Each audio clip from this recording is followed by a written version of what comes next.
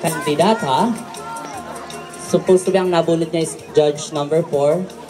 Humihingi ng paumanhin sapagkat wala po siyang boses. Kaya po, ang magtatanong po ay ang Judge number 5.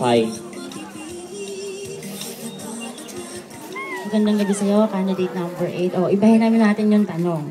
Kung bilang isang kabataan na may mahalagang role dito sa ating bayan, kung bibigyan ka ng pagkakataon na ma-meet o makausap mo ang presidente ng ating bansa, ano ang iyong sasabihin sa kanya bilang sa unang pagkakataon at bilang kabataan? Unang-una po sa lahat, nais kong batiin ng magandang gabi ang lahat ng naririto. Salamat din po sa napakagandang tanong.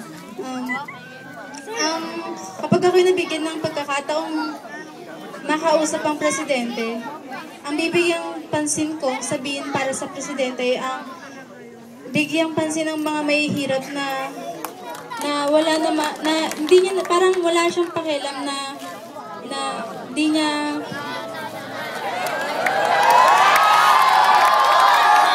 sasabihin ko sa presidente, bigyan niya ang mahihirap ng mga trabahong angkop sa kanila. Di man ganun kataas ang sweldo, pero sapat na para buhayin sila. Hindi yung pinapansin lamang yung mayayaman at binibigyan palalo ng trabaho. Salamat. Salamat. Kalahok bilang 8.